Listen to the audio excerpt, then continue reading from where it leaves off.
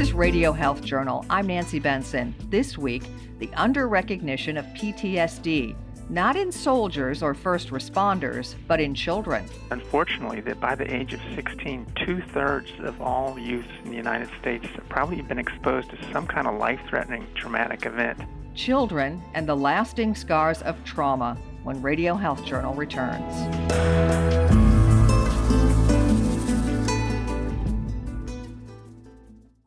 I'm Reed Pence, the producer and host of Radio Health Journal. If you like listening to Radio Health Journal, you'll also like our sister show, Viewpoints, which covers a wide array of topics from education to history to the environment. Here's a preview of what they're covering this week on Viewpoints. So construction has become ludicrous. We don't need as much space as we're building. But what are we building towards? Then, mostly it was my mental torture chamber. I have got to leave this. You know you've got to leave this, man. What do you know about Scientology? I'm Marty Peterson. And I'm Gary Price. These stories in depth this week on your public affairs magazine, Viewpoints. Listen to Radio Health Journal and Viewpoints on your favorite radio station. And subscribe and listen anytime on Apple Podcasts, Google Play, and Spotify. Also, follow us on Instagram and Twitter at Radio Health Journal. More than 5 million adults in the United States develop post-traumatic stress disorder during the course of a given year. Doctors consider PTSD a treatable chronic condition. However, most people diagnosed never fully recover. PTSD can be a lifelong battle, and it's especially tragic when it all starts in childhood. Unfortunately, that by the age of 16, 2/3 of all youth in the United States have probably been exposed to some kind of life-threatening traumatic event. That's Dr. Michael Scaringa, professor of child psychiatry and associate professor of clinical pediatrics at the Tulane University School of Medicine. He's also the author of They'll Never Be the Same, A Parent's Guide to PTSD in Youth. Scaringa says in the past, mental health professionals have been reluctant to believe that children are affected by PTSD. They may think children are too young to remember shocking events. Scaringa says that's not true. 3 years of age is the youngest case that I've seen, and there may be one case I've seen in the literature of even a 2-year-old. But 3 years of age appears to be the time when they can consistently develop it. And experts say there are plenty of reasons children can develop PTSD at an early age. Motor vehicle accidents, witnessing domestic violence, physical abuse, sexual abuse. For younger children, it can be attacks by dogs and larger animals. And then, of course, there's the things that happen like school shootings and natural disasters that we hear about in the news. What other kinds of events can trigger PTSD? Hospital stays, especially in the ICU, can sometimes do it. People who get sick with COVID-19 and are placed on a ventilator often develop PTSD, and that would go double for children. But it takes extraordinary events. It's not the same thing as stress. There's stress, and then there's trauma. Trauma that tends to lead to PTSD are the big life-threatening things that I mentioned earlier. And these are things that are usually sudden, unexpected, and the person feels a moment of panic for their life. But there's all sorts of other things in life that are stressful, like parents getting divorced, moving to a new school, watching violence on TV. And those do not tend to cause PTSD. They can cause other things, like adjustment reactions or depression or anxieties, but not PTSD. Although studies have identified at least 20 symptoms for PTSD, the diagnosis can be difficult to pin down.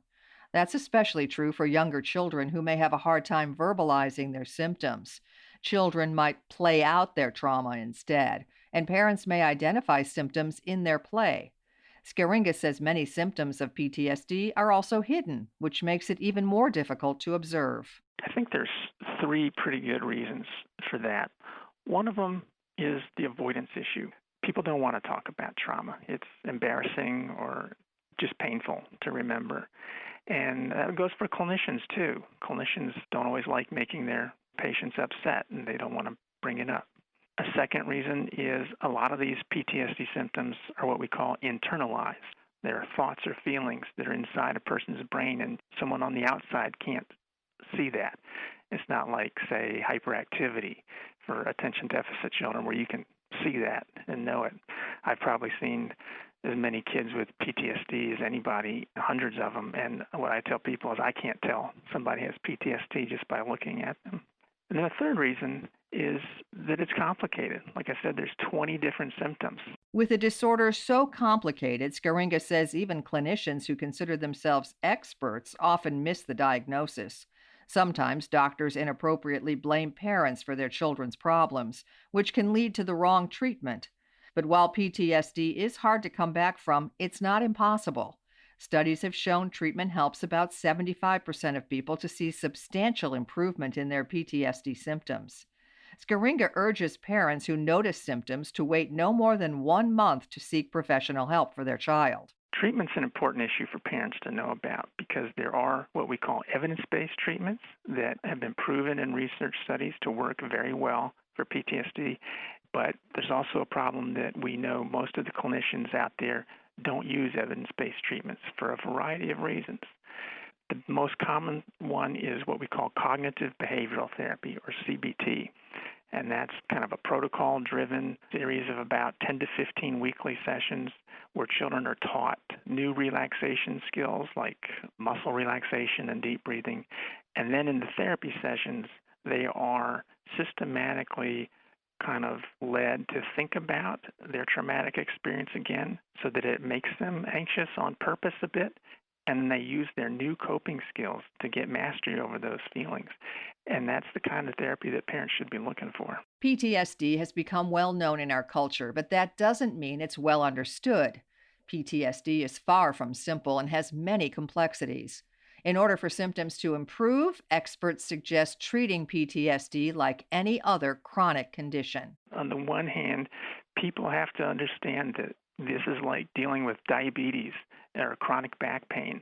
It's a chronic condition, and it's not just going to go away on its own. And we've had people say that to us in the treatment. They say, I'm never going to be the same, and I know it, and I just have to deal with the new normal. But on the other hand, there is hope. We do have treatments that make things better. Despite Scaringa's book title, They'll Never Be the Same, he says that there is hope for children suffering from PTSD. He says treatment can gently guide children to learn new coping strategies and ways to confront the painful memories of their trauma. It can even sometimes help turn a traumatic event into something positive, making a difference in the lives of others. There's also a concept called post-traumatic growth, where people actually grow from these kinds of experiences, as strange as that may sound. But an example may be, say, a young woman who has been sexually assaulted. I mean, it's a horrible thing to have happened to her, and she'll have symptoms. But she may decide, well, maybe this happened to me for a reason, and she will develop a self-help group for other girls to help them come out and talk about their feelings. So kind of turn something bad into something that can help others. You can find out more about all our guests on our website, radiohealthjournal.org. Our writer this week is Ariana Kraft. Our studio producer is Jason Dickey. I'm Nancy Benson. Radio Health Journal returns in just a moment. With everybody centered at home these days, maintaining one's health and a healthy outlook are critical. When each day delivers a certain sameness, snacking can become a comforting diversion. That makes healthy choices all the more important. Registered dietitian Courtney Romano is the health advisor for the California Table Grape Commission. When it comes to snacking, fresh grapes are always a great choice. They are healthy and hydrating with a juicy pop of flavor and always ripe and ready to eat when you buy them. A smart alternative to processed snacks that come with added salt, fat, and sugar. Try freezing grapes for an all-natural frozen treat. They're like mini sorbets. Grapes from California are in season now. Grapes of all colors, red, green, and black, are a natural source of beneficial antioxidants and other polyphenols, which research suggests contribute to a healthy heart. Visit grapesfromcalifornia.com for more summer cool ideas.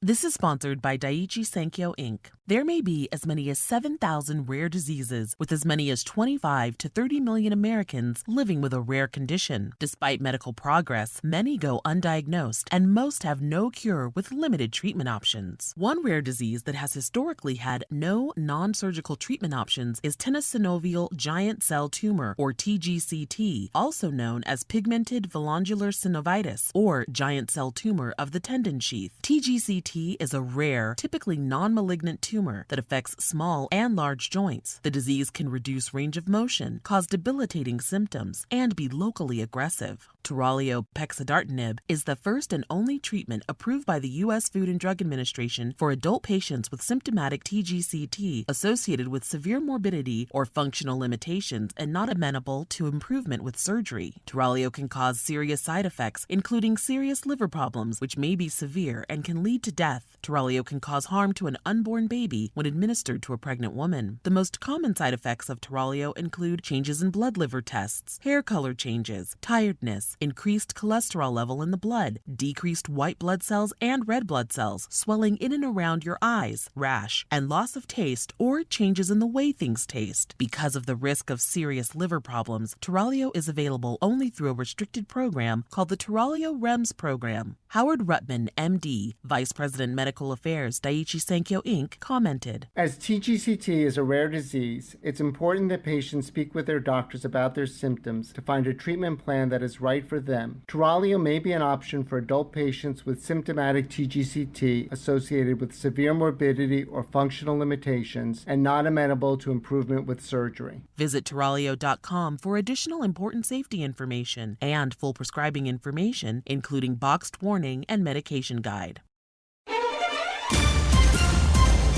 And that's Radio Health Journal for this week. Radio Health Journal is a production of MediaTrax Communications.